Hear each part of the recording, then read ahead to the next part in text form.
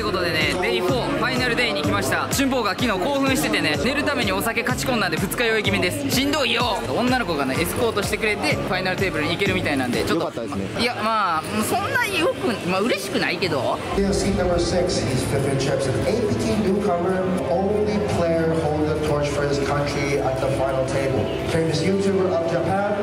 1,383,000 chips, Sean Poker.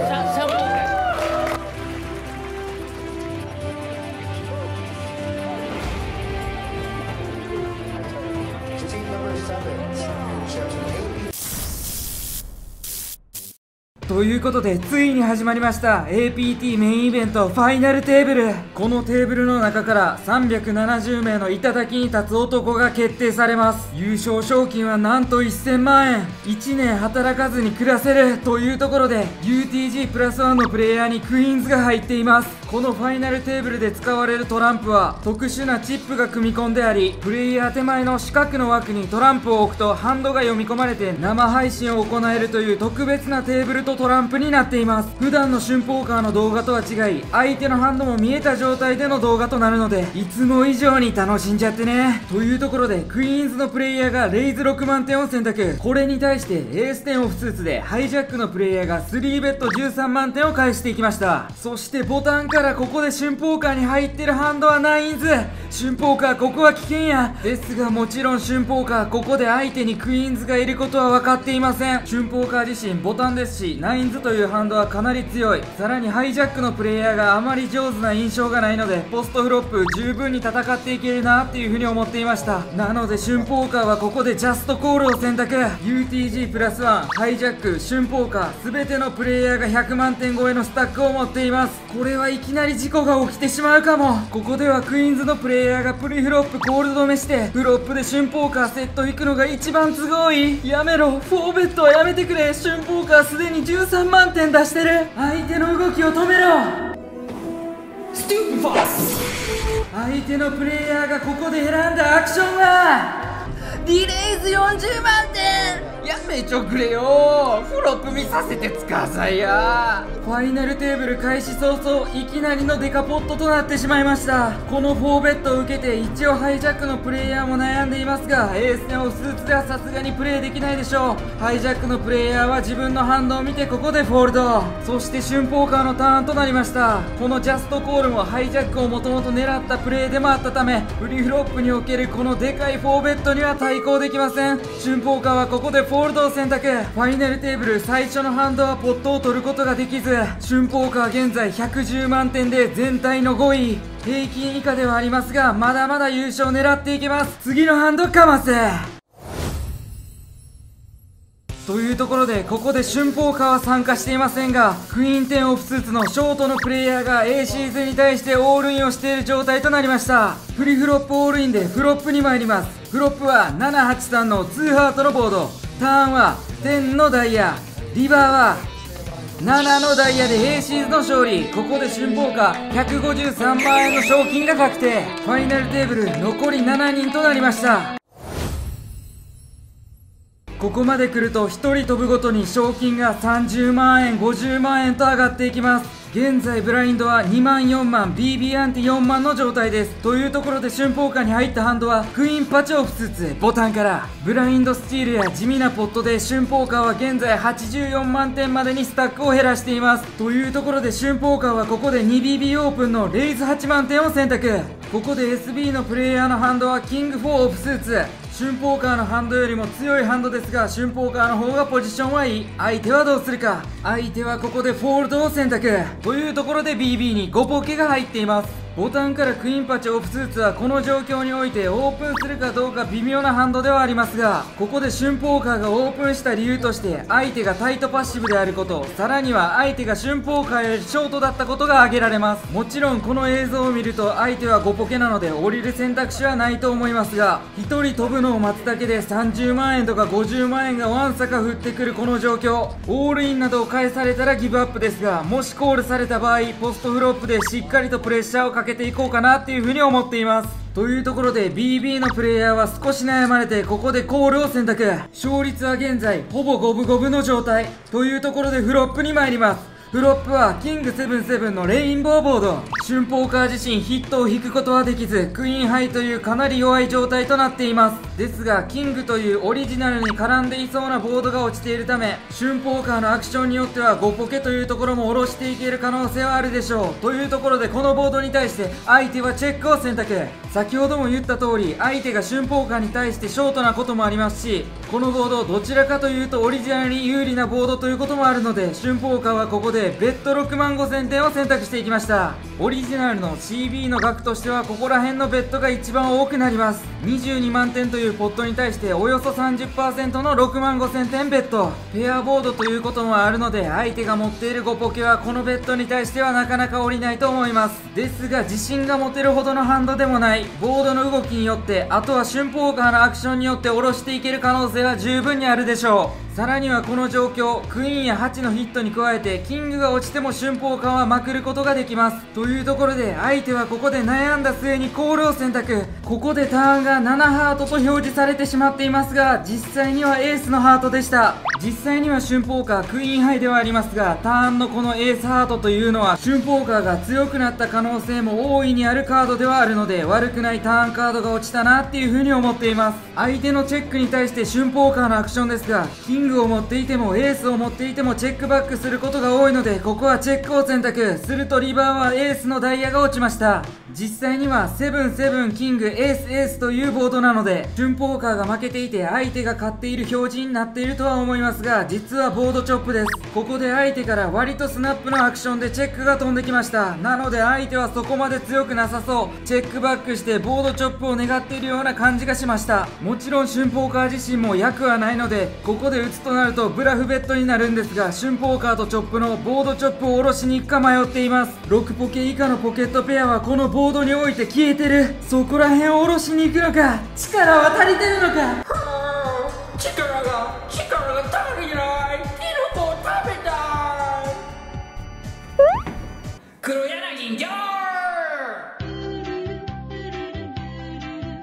シンプルにチェックでボードチェックを狙ってもいいですが、このボード相手のリバーでのスナップチェックから、ここはブラフベッドが最適だと春ポーカーは判断。ここで春ポーカーが選んだブラフベッドのサイズはベッド13万点。キングクイーンなどを持っていてもこのようなベッドサイズを使うため、そこら辺と混ぜてクイーンパチオープスーツもブラフベッドに転換。ここから相手は2分ほどの長考に入られるので早送りにさせていただきます。このように相手のハンドを見ていると春ポーカー負けているわけではないので焦ることはありませんが、実際この場所にいると春ポーカー何の役もなしにこのベッドをしているので死ぬほど緊張しています。相手はボードチョップと読み切りコールをするのか、それともブラフをオールインに変えてくるのか。頼む、どっちもやめてくれ。ファイアボール。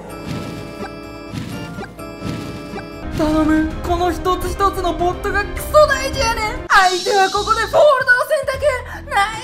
ス。春ポーカー、そして相手のハンドが全く入らないというボードチョップの場面ではありましたが、オリジナルに有利なボード、そして相手のアクションスピードからリバーでのブラフベッドで相手を下ろすことに成功。春ポーカー100万点にまでスタックを回復することができました。残り7人、いけるぞ春ポーカー。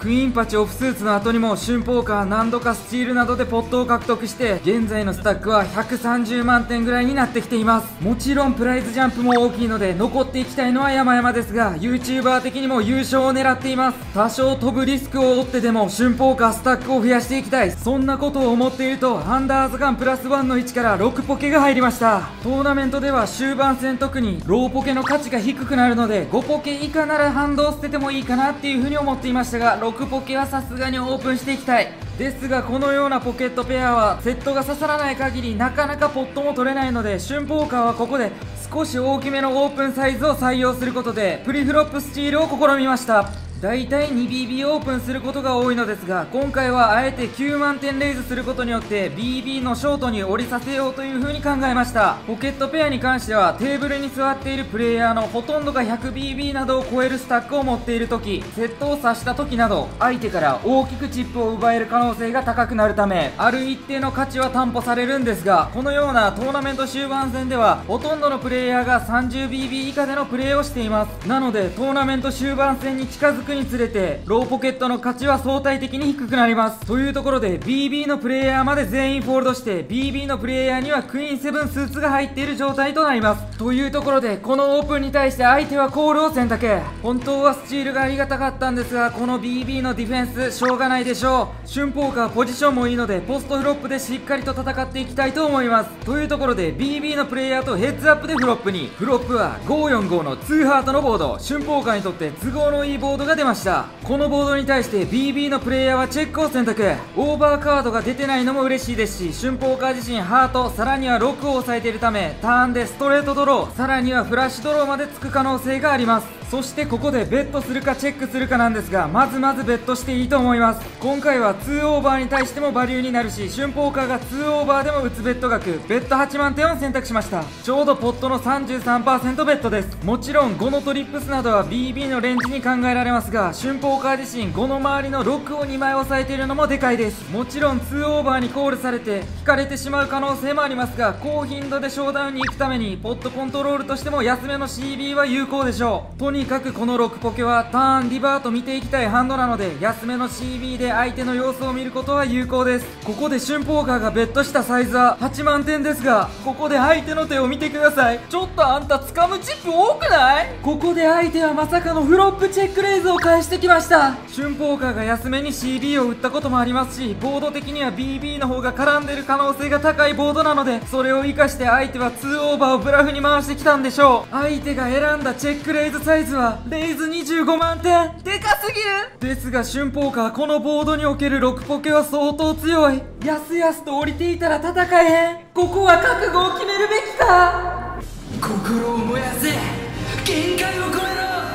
ターンでオープンエンドやフラッシュドローがつく可能性もある。フルハウスもワンチャンあるから、ここは歯を食いしばってシュンポーカーコールを選択。よーし、よくやったぞシュンポーカー。相手はクイーンハイや。耐えろ、耐えきるんやシュンポーカー。実際には相手のハンドが見えていないのでかなりタフなシチュエーションになっています。というところでターンは4のクラブ。ターンで4がかぶり、相手がもし4を持っていた場合でもシュンポーカーまくられる形となりました。ですがこのターンカードによって相手の4ポケの可能性が減ったので嬉しくもあり怖いカードでもありますが、実際に相手が4ヒットでレイズを返すかというと疑問なので、どちらかというとオーバーカードも落ちていないので嬉しいターンカードが落ちたかなっていう風に思っていました。ターンはマジでチェックしてほしいと思ってたけど、相手はここで再びベッドを選択。相手が選んだサイズはベッド20万点。安いですがダブルバレルを打たれてしまいました。シュンポーカーにとってはかなりきついシチュエーションとなります。シュンポーカーがここでまず考えたのは相手が5を持っている可能性。これに関してはエース5などが一部あるかなっていう風に思っていました。逆にターンで4が落ちたため4ヒットにもまくられている可能性があるんですが、これはほぼほぼないんじゃないかなっていう風に思っていました。シュンポーカーは2オーバーでフロップ CB を打っている可能性もあるので、あの安めの CB に関しては4ヒットはコールをしてショーダウンを目指すことが一般的です。相手はシュンポーカーよりショートということもあるので、4ヒットという価値のあるものに対して無茶なプレーはしないでしょう。エーシーズやキングスを罠にかけるためにプリフロップコール止めにしてこのようなプレーラインを取っている可能性も一部考えられますが、これも相手がショートなのでなかなか取りづらい戦法だと思います。相手のベッド額が安くいかにもバリューそうな額なのでシュンポーカーを降りることも検討しましたが、5544の周りの6を抑えてるしブラフキャッチには最適なハンドなんじゃないかなっていう風にも思えています。フロップの CB が小さかったこともあり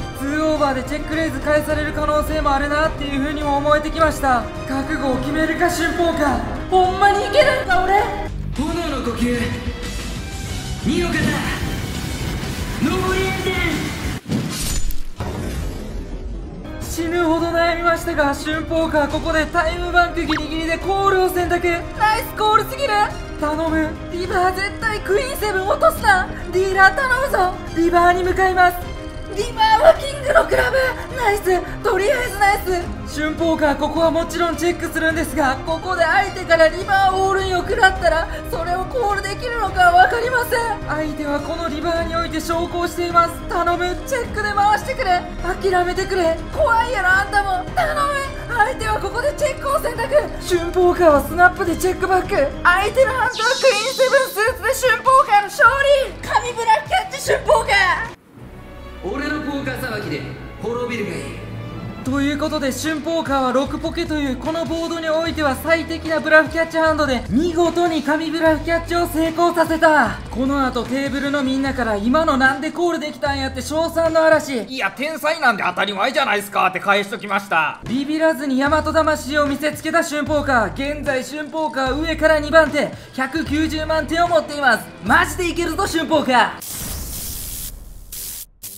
はい、ってことでね、春ポーカーの神ブラフと神ブラフキャッチ見ましたか。神様と言っていいやんな。現在1人しか飛んでなくて7名残ってる状態です。現在賞金61万4000ペソですね。10分休憩なんですけども、春ポーカー多分160万点ぐらいあります。132万点なんでね、アベレージまだ上だよ。前半はね全然ハンド入らなくてじりじり減らしてたんですけども、ブラフと神ブラフキャッチでねかなりスタック増やすことができました。激アツのファイナルテーブル実践まだまだ続くってよ。ってことで続いてのハンドを見ちゃってー。というところで続いてのハンドは春ポーカー入っていません。ショートのプレイヤーがキングジャックスーツでなんとリバーにてブラフオールインをしました。このオールインに対して左のプレイヤーが長考に入られるので早送りにさせていただきます。かなりのディープ同士の戦いなのでタフなスポットとなります。さあ左のプレイヤーはエース1枚でコールすることができるのか。8クラブというフラッシュのブローカーを持っていてもここコールするのはなかなかタフ。すごい難しいシチュエーションですが、なんと左のプレイヤーはコールを選択。200万点という超絶特大ポットで左のプレイヤーが勝利。1名飛んで残り6名、賞金は193万4000円にまで膨れ上がりました。そして続いてのハンドも春ポーカー入っていませんが、キング6スーツでショートのプレイヤーがオールイン、それに対してエース10スーツでコールが入っている状態となります。 SB、BB のプレイヤーが降りてフロップに参ります。フロップはエースクイーン7のレインボーボード、ターンは10スペード、リバーは5のハートで右側のプレイヤーが勝利。また1名飛ぶ形となりました。現在残り人数5名、賞金は250万円にまで膨れ上がりました。というところで現在ブラインドは2万5000、5万 BB アンティ5万の状態です。開始チップだった2万5000点が現在 SB を払うぐらいにしかならないぐらいまでブラインドが上がっている状態となります。というところでカットオフから春ポーカーにクイーン10オフスーツが入っています。オープンした際にボードが絡まなかったりブラインドスチールをされたりで現在春ポーカーは130万点にまでスタックを削られている状態となります。というところで春ポーカーはクイーン10オフスーツで 2BB オープンのレイズ10万点を選択しました。 BB のプレイヤーまでフォールドして BB のプレイヤーにはエース7オフスーツが入っている状況となります。このプレイヤーは非常にアグレッシブでかなりベッドでプレッシャーをかけてくる印象でした。かなり上手いプレイヤーだったのでポーカーだけで飯を食べているプレイヤーだと思います。その BB のプレイヤーがコールしてフロップに参ります。フロップはクイーン98の2ハートのボード、春ポーカーにとってかなり都合のいいボードが落ちてくれました。春ポーカーはトップヒットのクイーンヒットに加えてジャックのガットショット、さらにはバックドアでフラッシュドローまで持っている形となります。ポジションも春ポーカーの方がいいため落ち着いたプレーができそうだなっていう風に思っています。というところで BB のプレイヤーがこのボードに対してチェックを選択。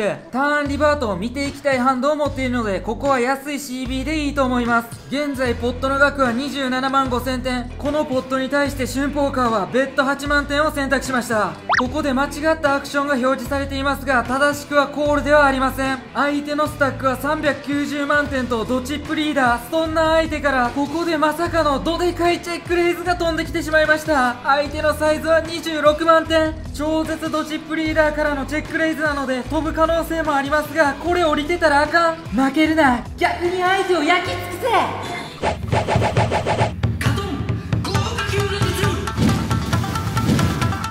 春ポーカーはナッツブロッカーもありますしジャックのドローもあるのでここは歯を食いしばってコールを選択。ターンでエースやキングが落ちるのだけはマジでやめてくれと思っていました。するとターンは神のターン。ジャックのスペードで春ポーカーはストレートを完成。このターンに対して相手はスナップでチェック。ここでさらに春ポーカーのアクションに注目。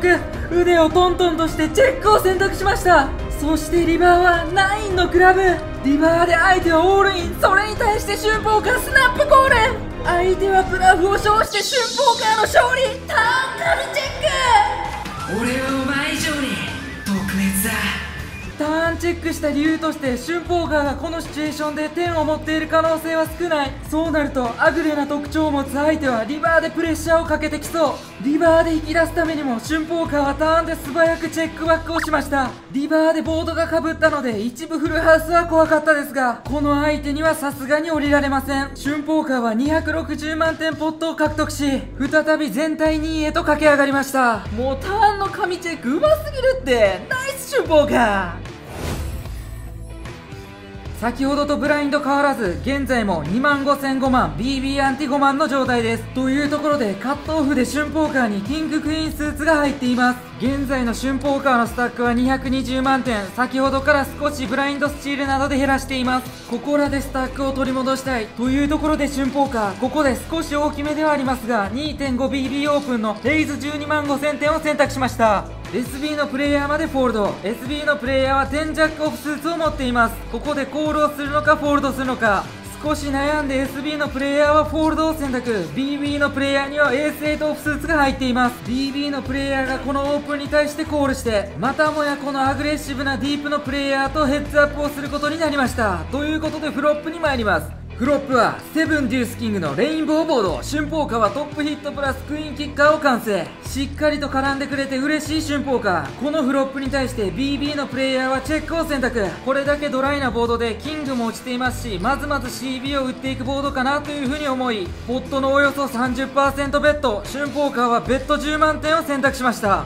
タフコールが多いプレイヤーではあるのでコールは予想できましたが、案の定相手はコールを選択。ターンは8のクラブ。相手はこのターンでセカンドヒットを完成。フロップに引き続きまずはチェックを選択してきました。タフコールが多い相手ではあるので春ポーカーダブルバレルを打っていこうと思っています。ターンでフラドロがついたところなどにも期待値的に損をさせるためにポットの約ハーフベッドのベッド25万点を選択しました。トーナメント終盤戦においてはなかなか高めのベッドではありますが、このベッドに対して相手はスナップでコールを選択するとリバーは9のハート。そしてリバーでも相手はチェックを選択。ここで打つか悩みます。シンプルに分かりやすいプレイヤーでリバーのチェックレンジが弱いならばトリプルバレルを打ってもいいんですが、このプレイヤーは平気でどでかいブラフベッドを使ってくるようなプレイヤーです。このショーダウンバリューがガンガンにあるハンドで小さく打ってどでかくレイズを返されて、それに降りるなんかが一番寒いと思っています。ベットするかチェックするかでかなり悩みましたが、リスクヘッジで春ポーカーここでチェックを選択。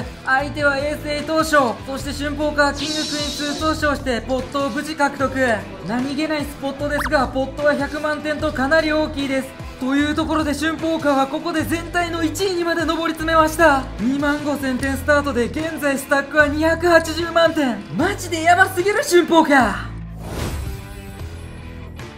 ブラインドは上がって現在3万6万 BB アンティ6万の状態です。この APT メインイベントは1時間ブラインドなので、このファイナルテーブルもすでに3時間以上はプレイしている状態となります。というところで春ポーカーに SB からエース4スーツが入りました。普通ならここでオープンレイズすることが多いですが、春ポーカーここであえてコール止めする作戦にしました。理由としては相手のスタックがショートということもあり、春ポーカーが 3BB オープンなどをして、それに対してオールインをかぶせられたらだるいなっていう風に思いました。エース4スーツというハンドは相手のオールインに対してコールすることは適していないハンドですが、相手の 20BB ほどのスタックに対して自分からオールインするには適しているハンドと言えます。逆に春ポーカーのリンプに対してこのように大きなレイズをかぶしてくる可能性もあるなっていう風に思っていました。少しトリッキーではありますが、ここで春ポーカーオールインを選択。このまさかのリンプオールインを食らって相手は Okay, I'm sorry. ごめんなさいと言いながらフォールドを選択。ショートに対する戦略もうますぎる春ポーカー。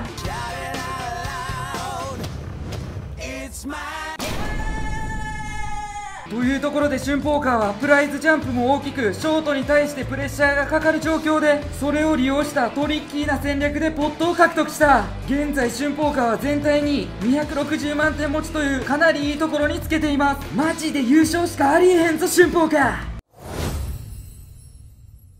というところで春ポーカーこのハンドには入っていないのですが、ショートのプレイヤーがオールインしたので実況解説していきます。 BB のショートのプレイヤーがトップヒットで28万点のオールイン、 SB のプレイヤーはオープンエンドストレートドローを持っている状態となります。 SB のプレイヤーがもしコールしてオープンエンドを引いた場合4位以上の順位が確定します。というところで SB のプレイヤーがこのオールインに対してコールを選択、ショート2名同士でオールイン対決となりました。というところでターンに向かいます。ターンは7のハート、そして運命のリバーは9のダイヤで、ディープのプレイヤーがオープンエンドを引き、ショートのプレイヤーが飛ぶ形となりました。ファイナルテーブル残り4名、現在日本円にして335万円が確定した状態となりました。マジでこれはあるぞ、熱いぞ春ポーカー。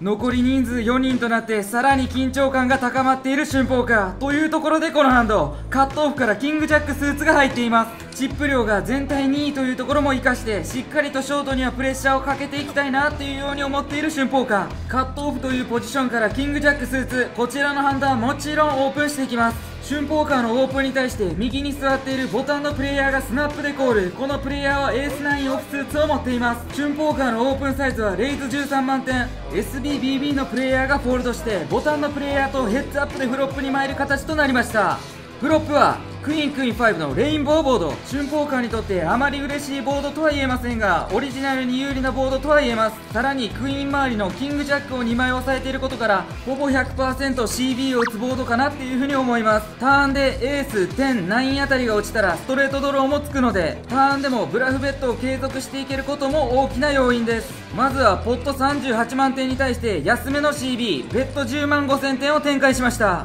これに対して相手はエースハイでスナップでコール、もともとこのプレイヤーはタフコールが多い印象だったので、ここら辺のハンドでも一旦コールしてくることはほぼほぼ予想通りでした。というところでターンに落ちたのは2のクラブ。春ポーカーは残念ながらキングジャックを引いたりオープンエンドストレートドローなどに発展することはありませんでした。ここで相手が標準的なプレイヤーなら春ポーカーチェック選択の方が多いんですが、相手はタフコールが多いプレイヤー、ここでビビってチェックでいいんか。根性見せろよ春ポー。いやあかん、ドローはつかへんかったけどエースハイとかローポケットを確実に下ろしに行くベッドや。ボード的にクイーンや強いポケットペアを持ってる可能性が多いのは俺や。ということで春ポーカーはフロップに引き続きダブルバレルでブラフベッド、ベッド20万点を選択。クイーンの周りを持っていることから相手のクイーンの可能性は少なそう。そうなるとレイズ返される可能性も少なそうなので相手を下ろす可能性を持ちつつ、さらにキングジャックも引きに行く作戦。ダブルの期待値を追っていく春ポーカー、このベッドに対して相手はフォールドを選択。ナイス天才ですね。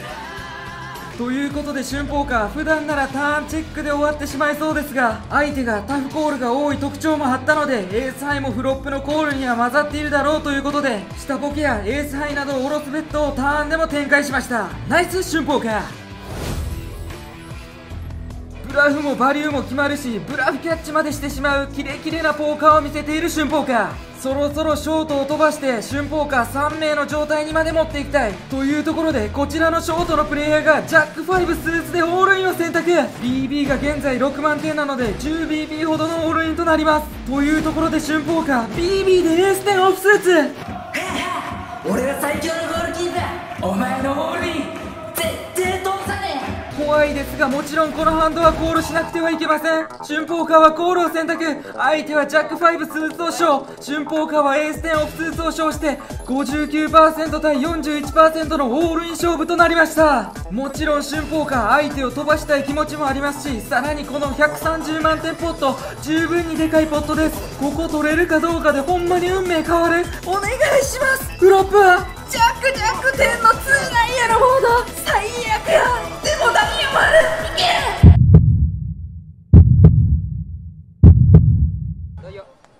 くっそー。人生は苦痛ですか、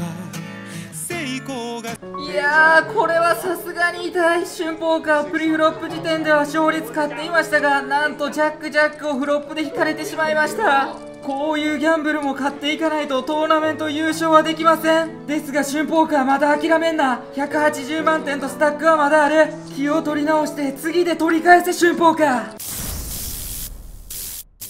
ー。はい、ということでブレイクです。現在でも賞金300万円超えてる状態です。いや、セカンドチップリやったのにエース点下振りんね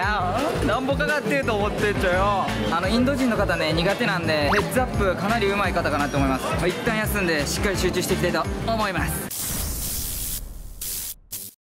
というところでプリフロップオールイン対決で下振れましたが、気を取り直して春ポーカー優勝を目指して頑張っていきたいと思っています。というところで UTG と表示されていますが、実際はカットオフです。カットオフのプレイヤーにエースクイーンオフスーツが入っています。このプレイヤー、先ほどのダブルアップからかなりチップを増やしてスタックは現在300万点に、ブラインドは現在4万8万 BB アンテ8万の状態です。このプレイヤーからデカめのレイズが飛んできました。春ポーカーは BB からキングデューススーツ、大きめのオープンということもあるので一旦フォールドも考えましたが、キングデューススーツ十分に強いのでディフェンスすることにしました。するとフロップはジャック9点の2ダイヤのボード、春ポーカーはクイーンのガットショットストレートがある状態です。圧倒的に相手が絡んでいることの方が多いボードなので、春ポーカーはチェックを選択。相手のアクションを待っていきます。もちろんここでベットされた場合ほぼほぼ降りることになると思います。ですがチェックバックでターン見れたらラッキーと思っていたら、ここで相手はチェックを選択。ターンに向かいます。ターンはエースのハート、ほぼほぼ相手に CB を打たれるかなと思っていましたが、フロップチェックバックは意外でした。ここで春ポーカーが考えた相手のハンドレンジは8ポケ以下のポケットペアやエースハイ、もしくはワンヒットプラスドローがついたところが多いんじゃないかなっていう風に思いました。もちろん相手がエースハイでチェックをしている可能性もありますが、8ポケ以下のポケットペアを下ろせれば十分、そこら辺を下ろせる額を考えていきました。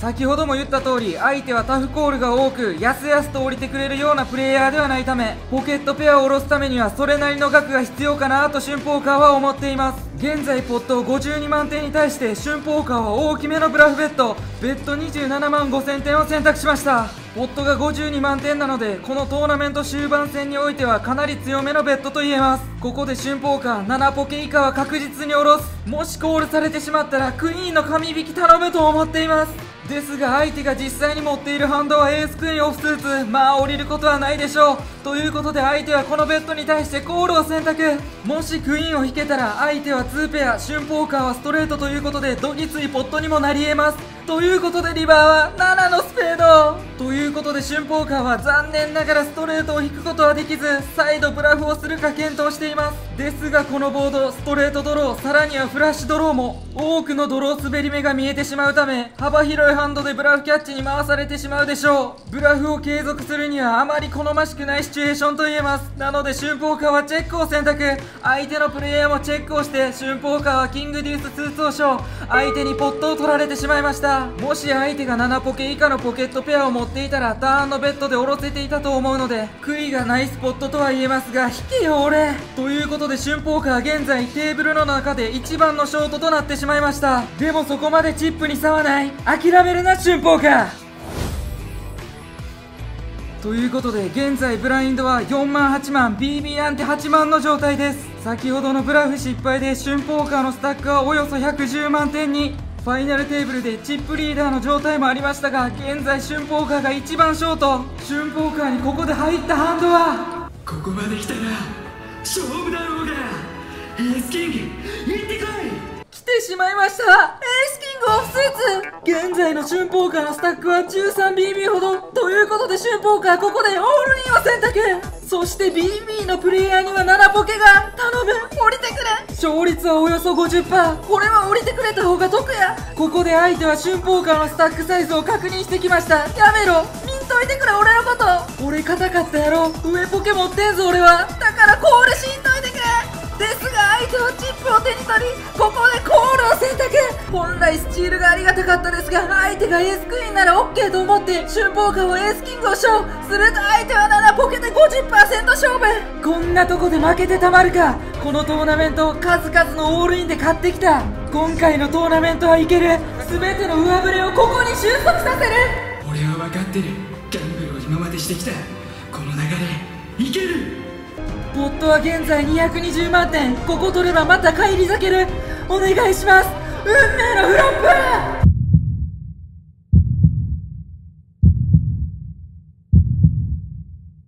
なんで相手はフロップセット。ターンに落ちたのは4のハートで、ここで春ポーカーの敗退が決定してしまいました。勝たなきゃ何かのよう春ポーカーはこのファイナルテーブル終盤戦エース10とこのエースキングで大きいプリフロップオールインを負けて370名中4位で敗退する形となってしまいました。Fourth place in the main event, Shun Power of Japan.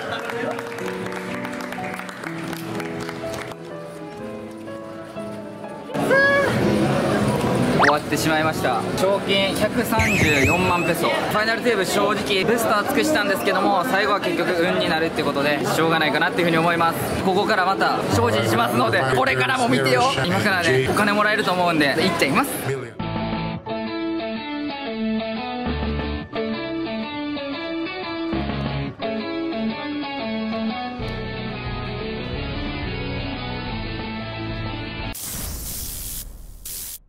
はい、ということでね、換金してきました。こんだけのペソを獲得することができました。約335万円相当のねお金をゲットできました。これで一気にプラスになったんですけども、春ポーカー今回うんこタトゥーを避けることができました。もうどうでもいいかもしれんけどスゴロクポーカーなんですよ。今回スゴロク振っていきます。現在春ポーカーここです。サイコロ振っていきます。はい、ということで5が出ました。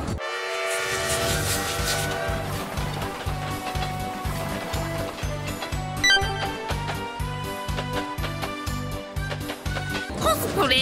折れますやん。コスプレマスなんですけど、次のトーナメントでポットを取った数より取られた数の方が多かった場合、トーナメントの休憩中にどんどんコスプレ着ていってもらいます。きつすぎやろそれ。コスプレはこっちで用意したんで当日にお知らせします。怖しい。まあ分かりました。取られへんかったらいいよな。ポット全ポット取るよブラフで。ってことでね、長いこのシリーズ見てくれてありがとうございます。Life is Gamble 人生あるあざした。ここは一般的にチャンネル登録促すとこやけど、俺はただ踊りたいだけ。